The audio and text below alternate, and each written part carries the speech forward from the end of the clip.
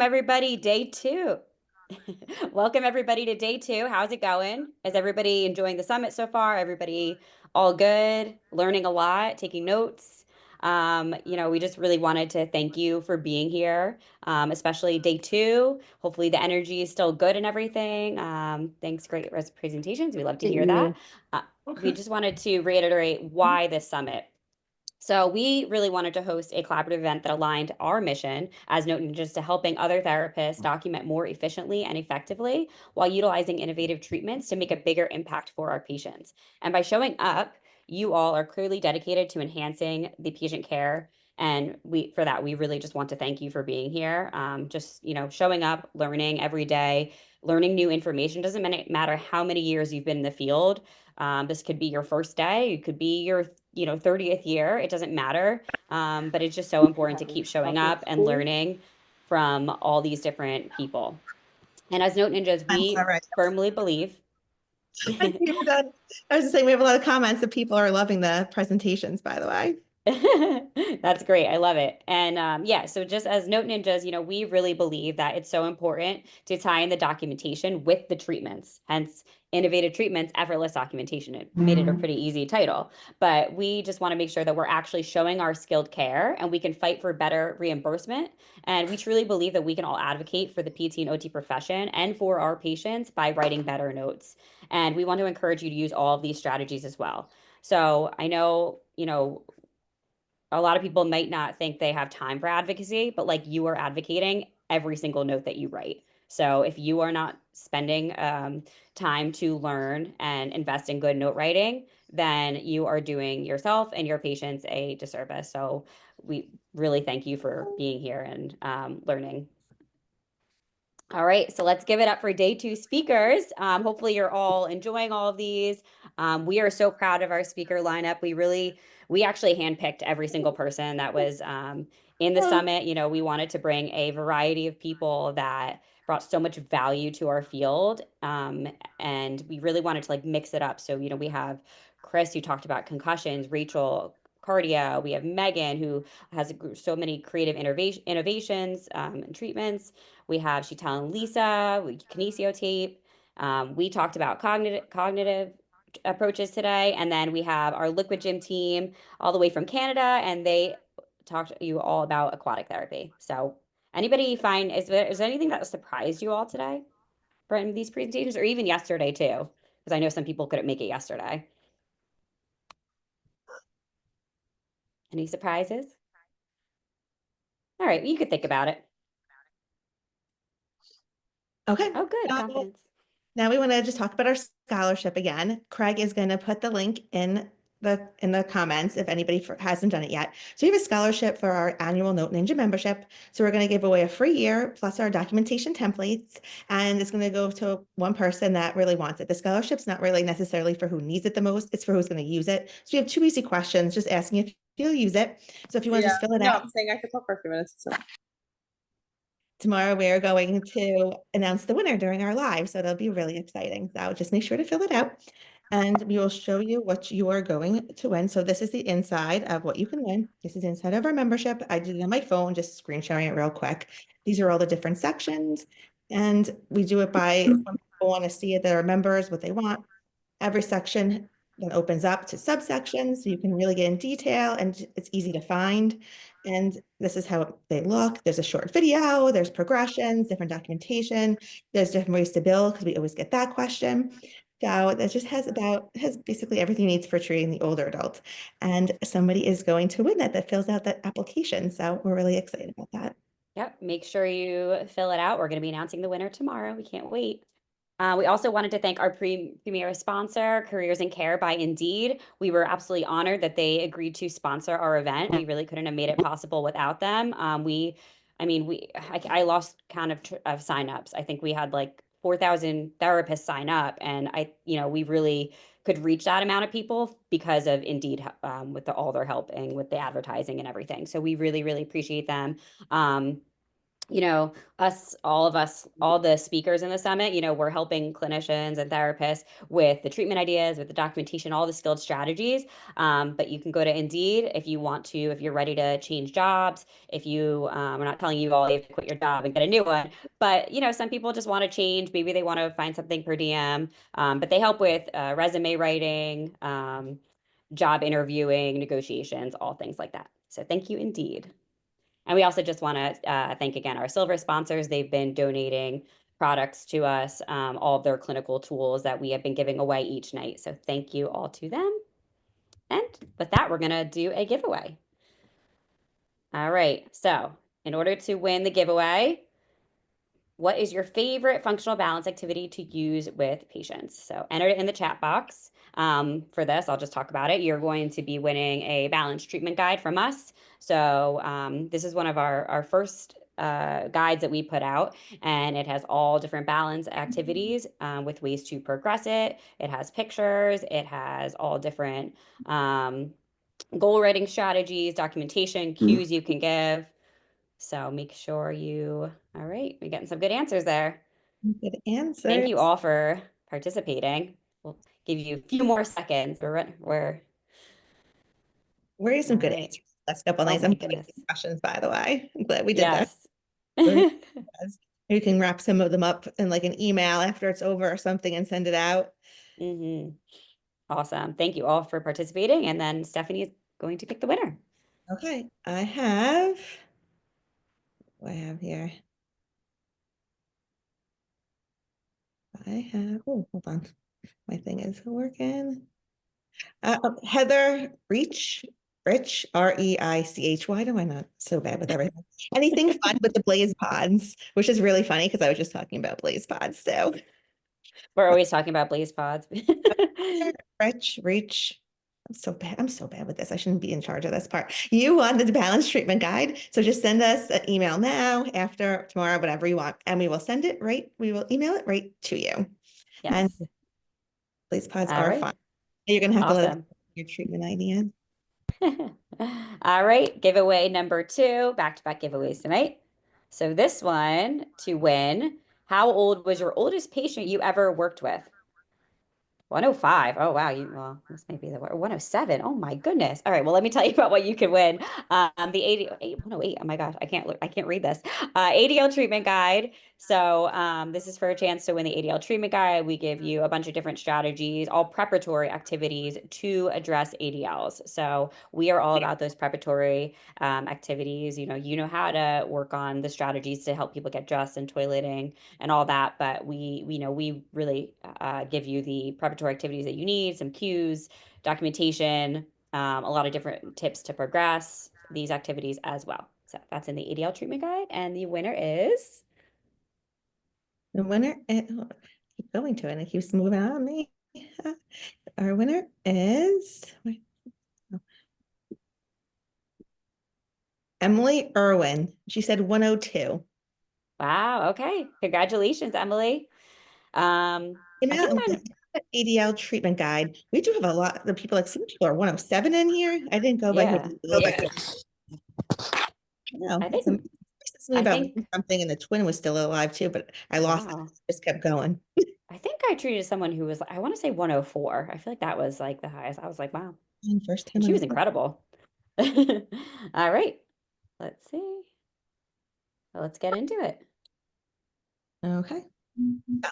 Last night, we laid out the foundation of our templates, and we showed you how to build your documentation template, and we showed you 3 different strategies. We showed you for goals, for patient presentation, and for showing your skill. And tonight, we're going to focus on showing the skill and customization.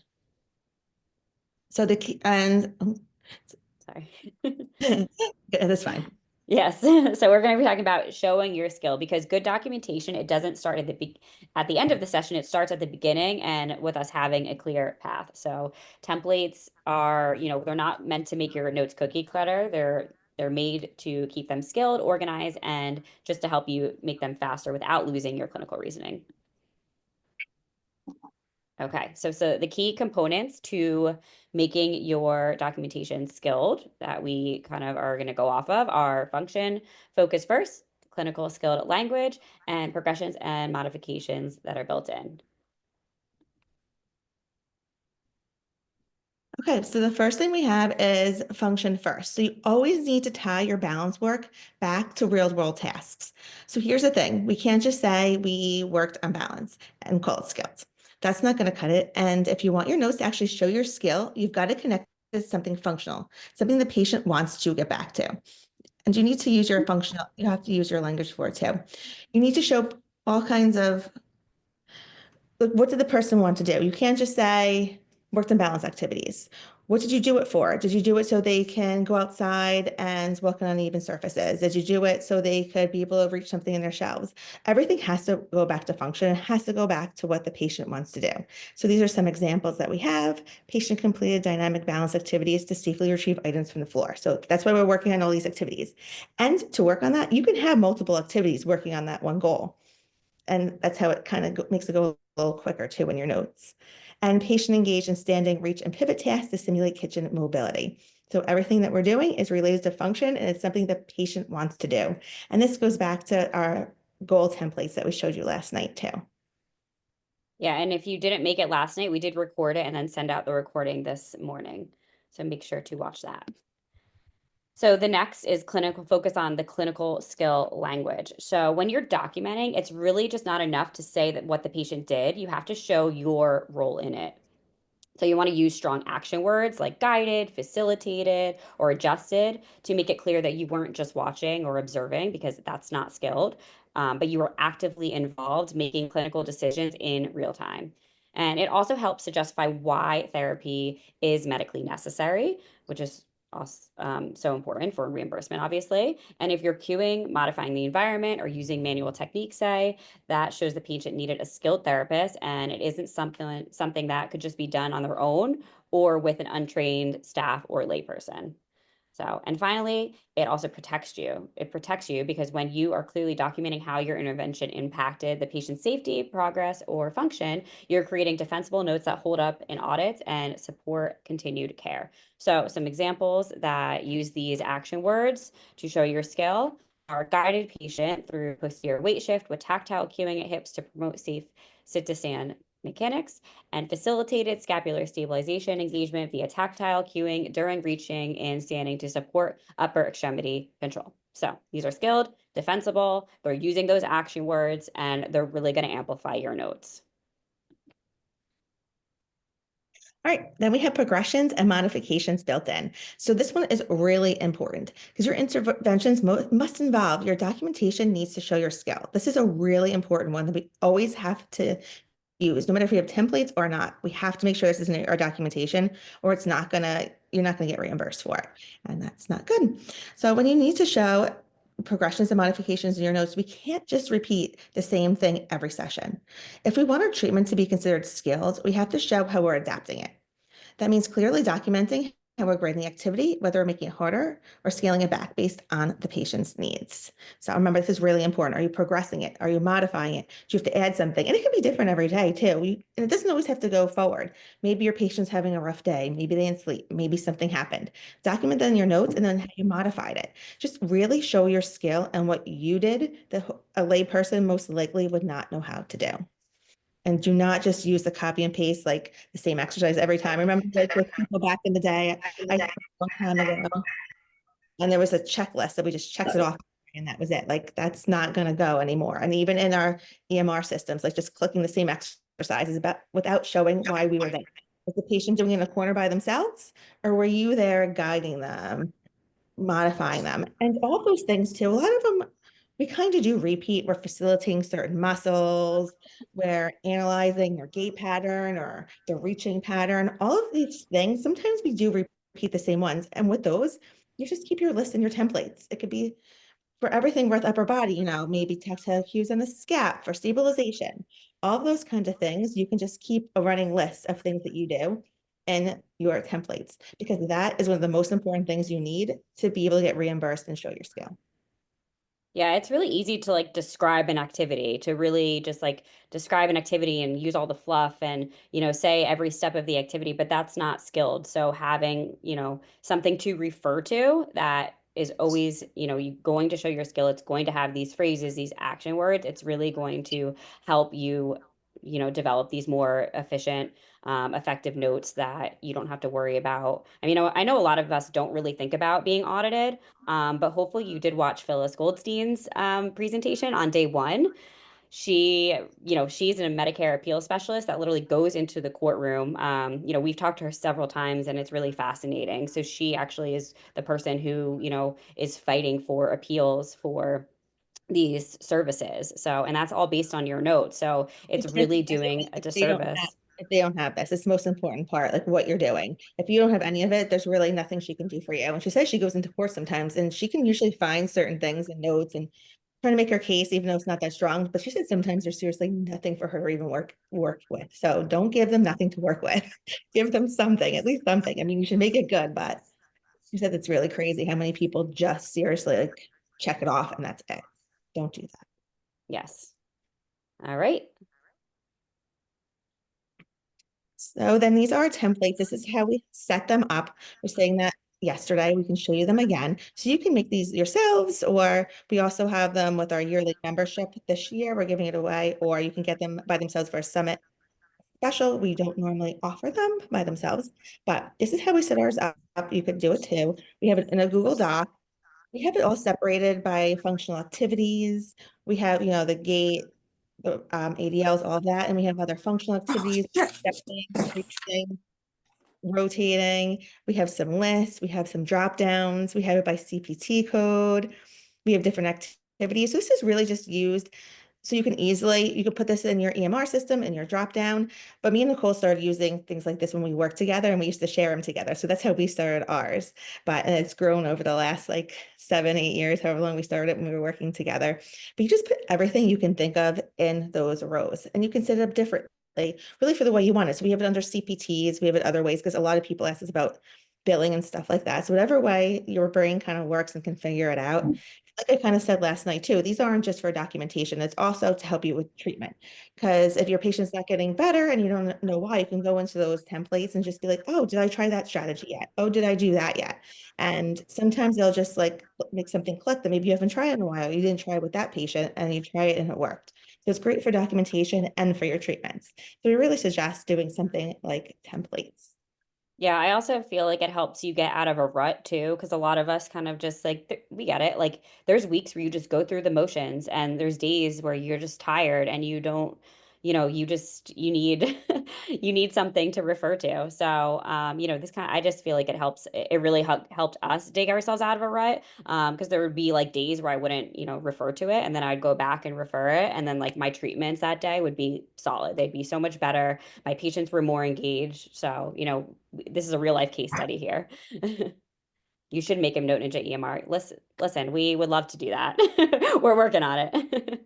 Lots of some EMRs, but All right, giveaway time. So this is for let's see, while I describe it. So what's one word you would use to describe the summit so far? All right, so give us some good words that we could use.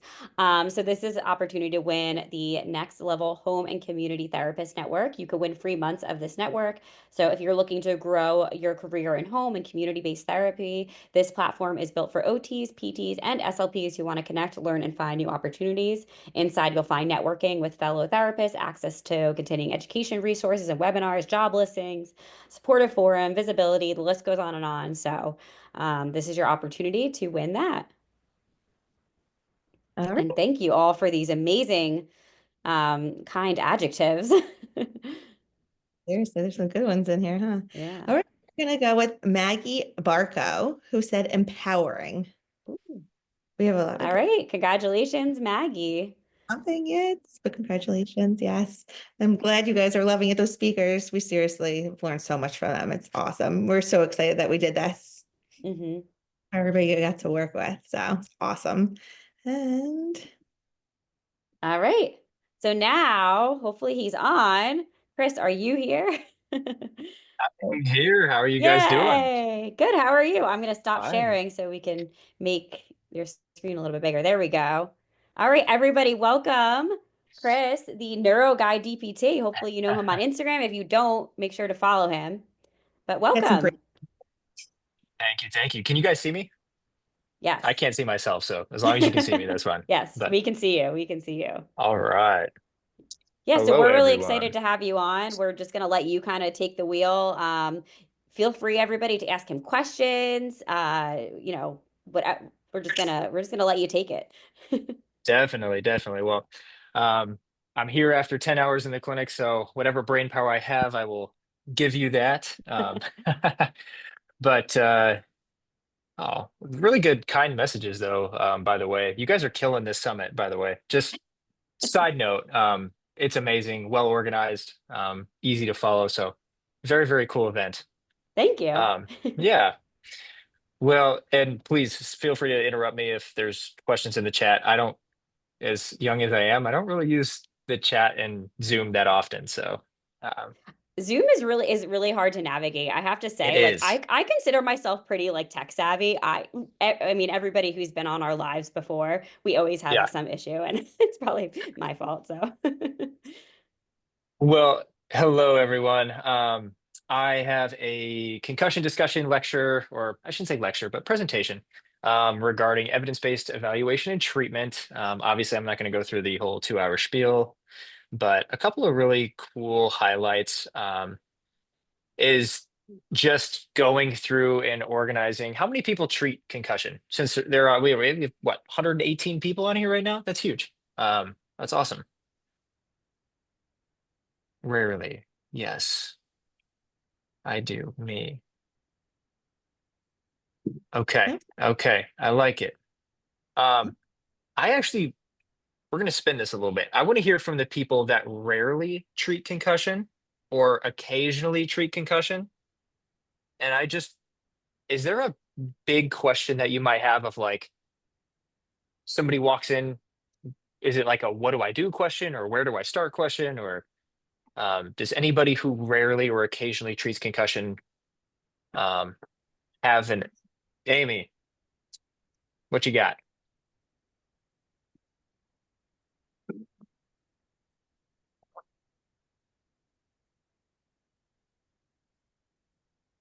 that Okay. was a good question by Julie. Did you see that one? How intense can you work someone, especially at first? Ah, yes. So the exercise intolerance. So that is one of the domains that we look at post concussion is we do an exercise treadmill test called the Buffalo Concussion Treadmill Test. What's really cool is I'm actually getting to meet Dr. John Letty next week in Iceland. There's an international conference on concussion and neck care. So I will be in Iceland and I can ask him a bunch of questions. So if anybody has any crazy weird questions, I can ask one of the founders of the treadmill test. But what that treadmill test does is in brief, you know, summary is that it just methodically progresses the heart rate up while monitoring for some of the four main signs and symptoms that we look for, which are, do you have any nausea? Do you have a headache? Do you have any dizziness? And do you have any fogginess? And those are kind of the four main questions that we ask throughout the VOMS test or the vestibular ocular motor screen. When we look at eye tracking, we look at some inner ear function.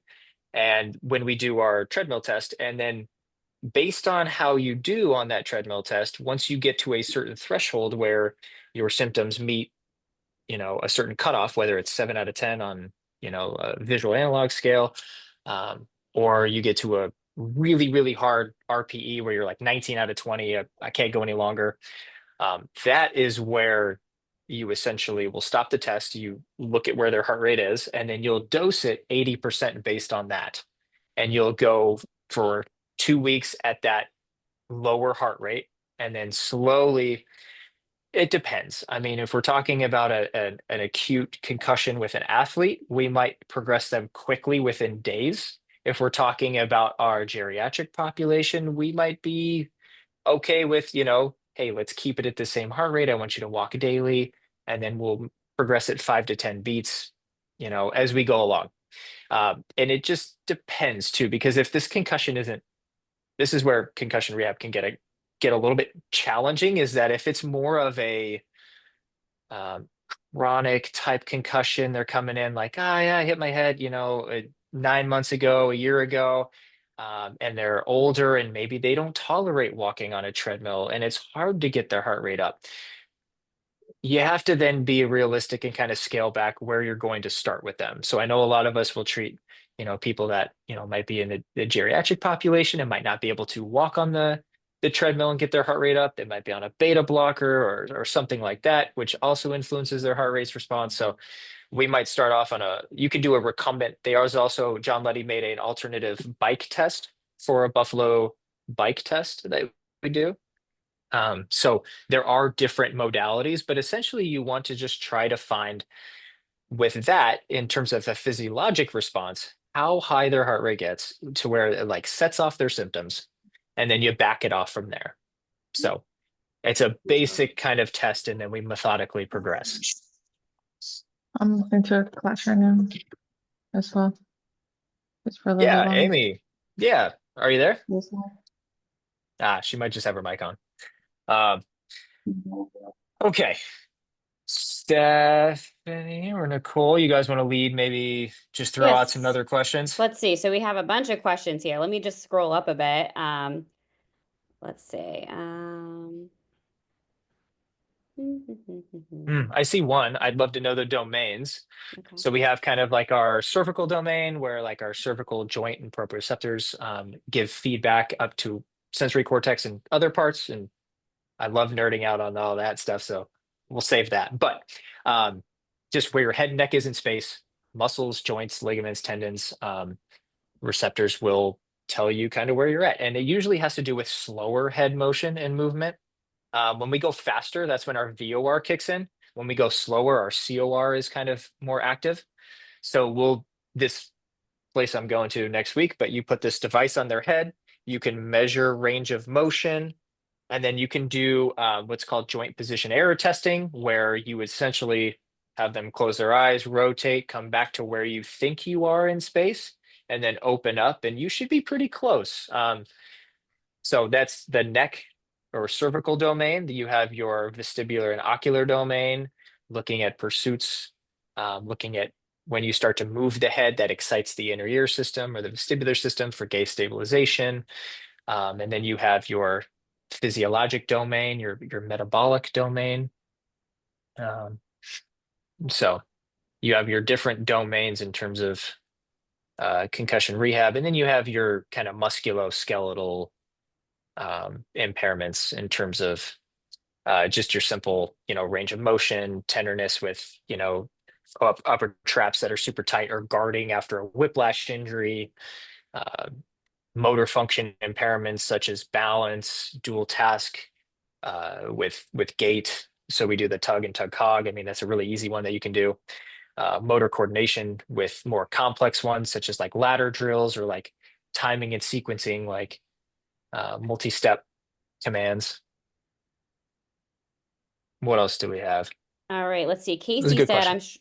I'm struggling with multiple comorbid I can never say comorbidities and limitations, especially with COPD and heart conditions or seizure risk. A lot of patients would benefit from neuro, but could be limited with seizure precautions, and I don't want to trigger it.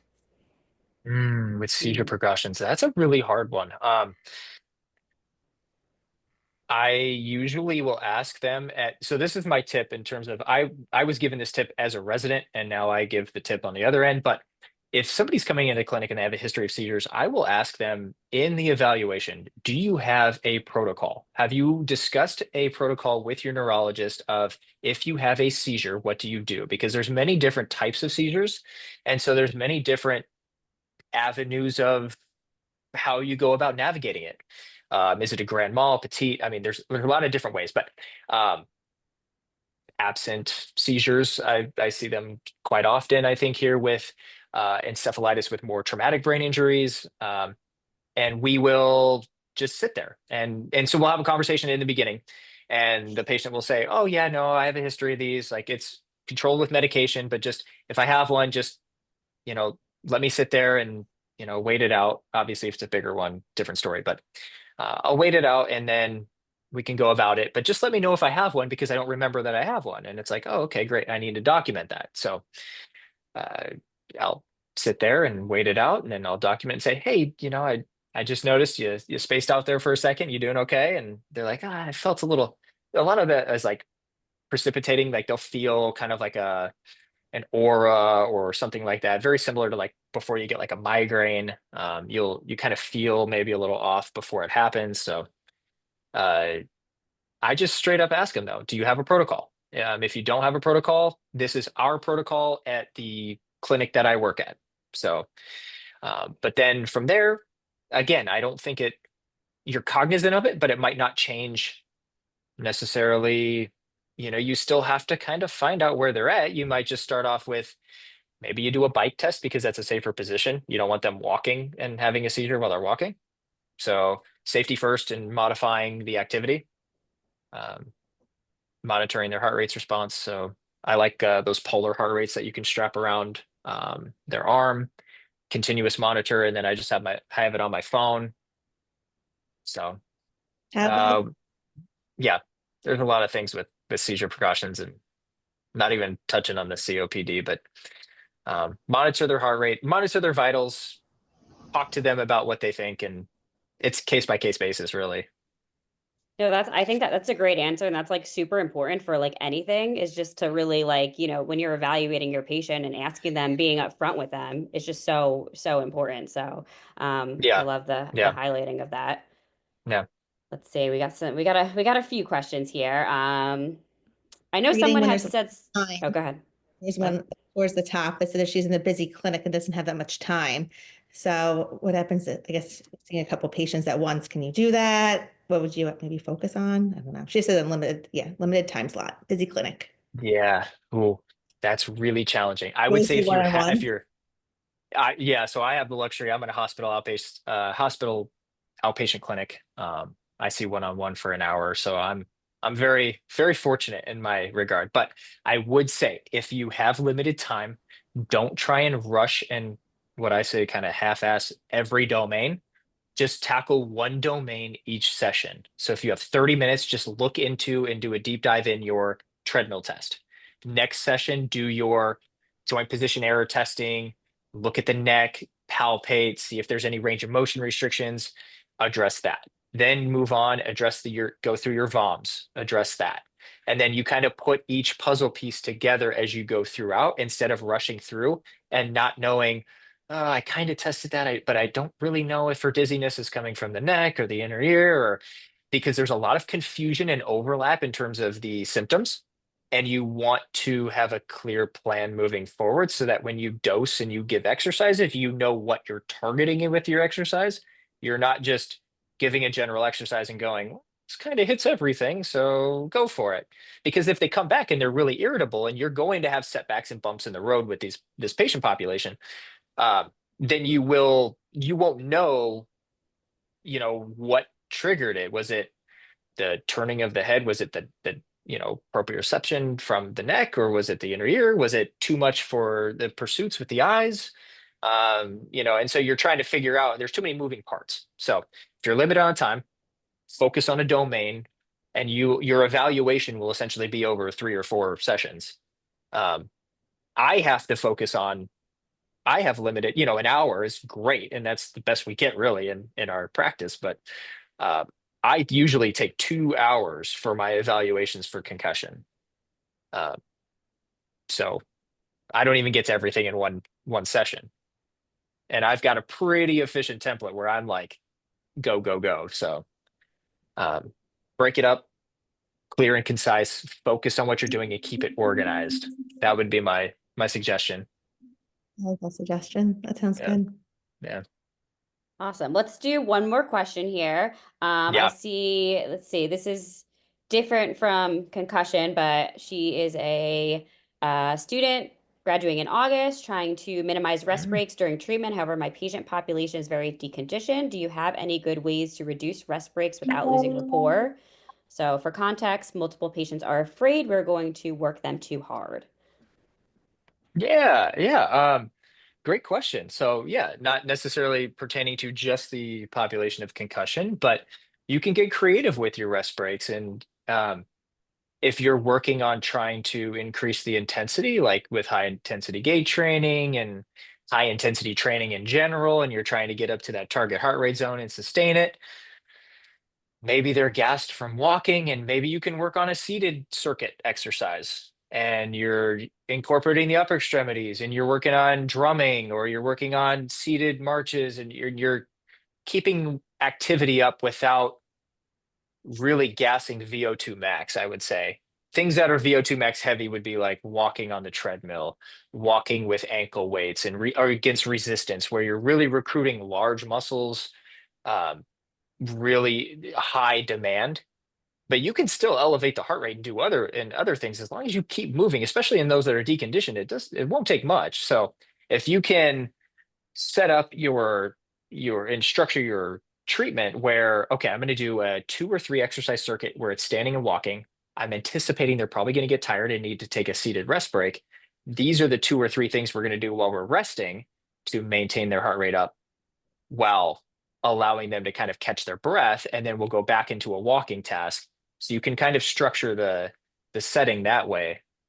And if you really want to try and prep, I would say the prep period for that is key in terms of like having a list of exercises that are some of your go-to of, okay, I can pull from this when they get tired. I can increase it here. A strategy that we use with our residents is we have them fill out mentor prep forms and ways to make it more challenging, ways to make it easier, and not necessarily easier in terms of, um, boring the patient to death, but just easier in terms of just allowing them to, like you said, or like we talked about, catch their breath, but still engaging in some activity and some movement and staying engaged in the session and keeping their heart rate. You can bring it down from that 80-85% when you're walking and doing things and you're getting it up there to now 60% where they can catch their breath, recover, and then they can get back up and get going. Awesome. Yeah. And also educating. We use rest breaks as an educational moment, obviously. Yeah. But especially with people that are deconditioned or those people that are afraid to work too hard, it's really important to keep them educated on, the heart rate, all the vitals that you're taking, and just like the process of, why we're doing this, why, we're going to have you take 10 more steps or work against this resistance. It's so important. So hopefully some students can, it takes time and experience because, you don't know what you don't know. But, just give yourself some grace and, learn from other therapists and, you'll get in your routine and, you're learning something new every single day. Yeah. And I'll just say to that point real quick, the high intensity gait training for stroke, like their chronic stroke, spinal cord, and TBI patient population, when they did their clinical practice guideline for locomotor training, uh, they found that the number of adverse effects that happen with the high intensity training, it's very, very low. The risk, I think it was negligible in terms of like comparing it to other risks for any other interventions.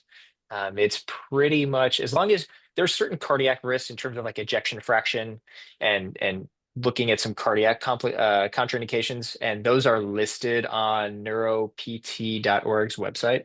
I believe it's under that for a resource.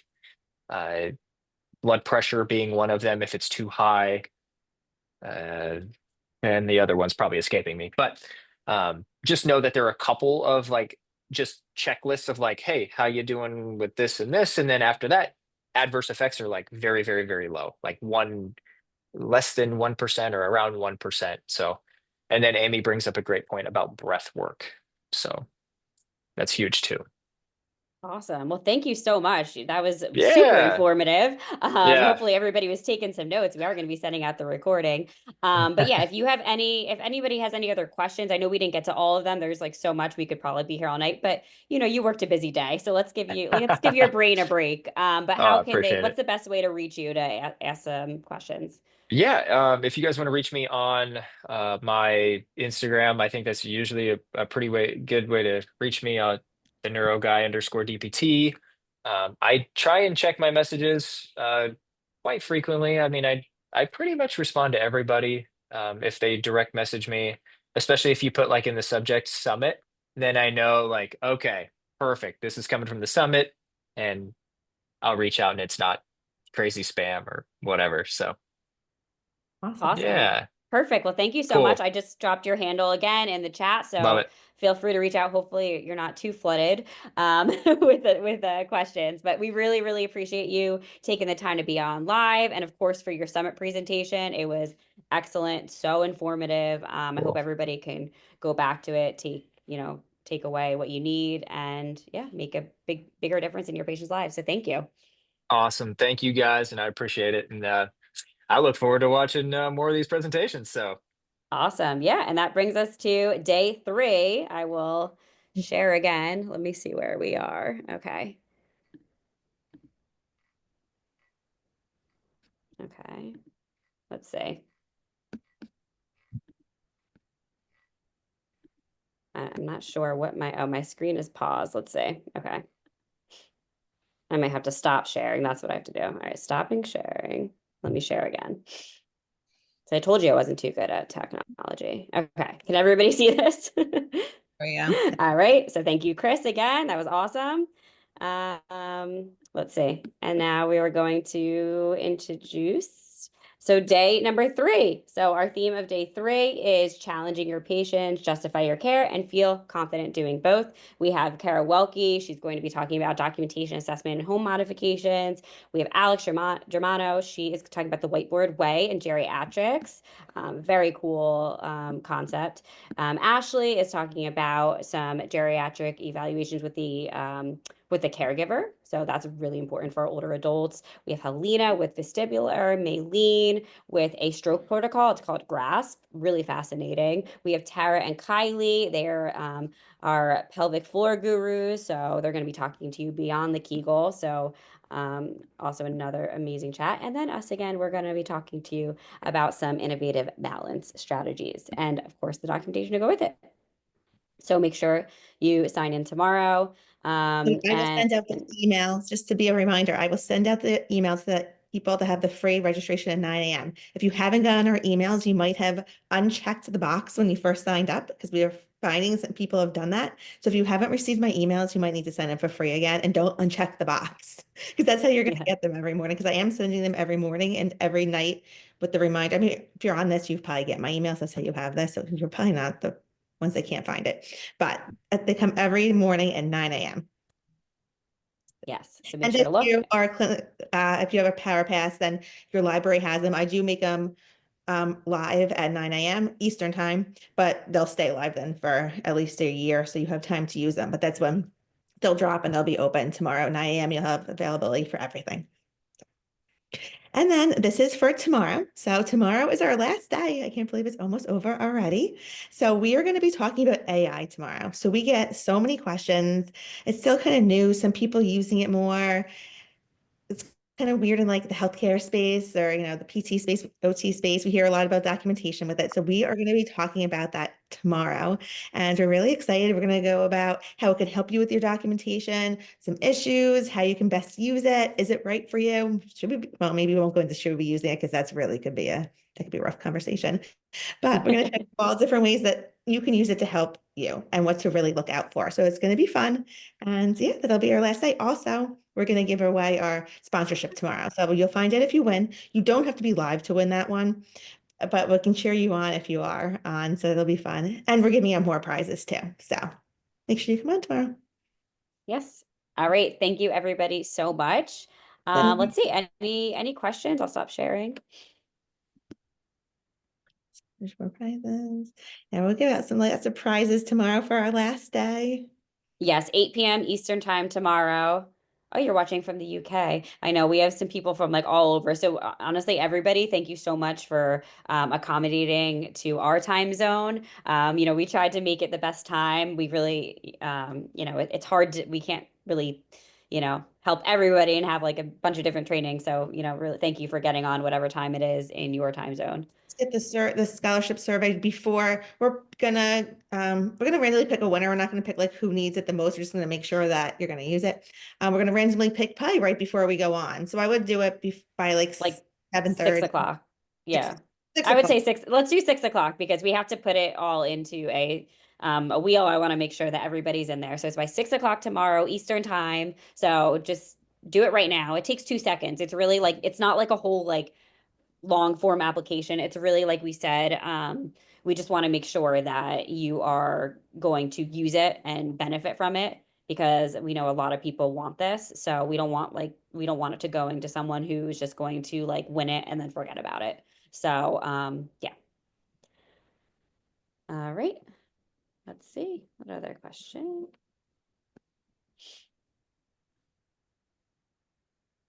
Doc available for the +2. Oh, a scholarship's available for anyone, so free or paid.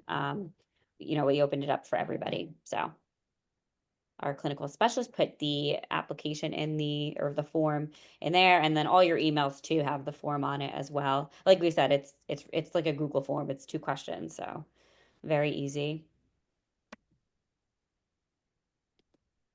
Hopefully everybody's watching. Well, it lets you off so you can maybe watch some more presentations tonight. They're all amazing. So, Yeah. Awesome. Well, thank you all so much for coming on tonight. Looks like we don't really have many questions, so we'll see you all tomorrow.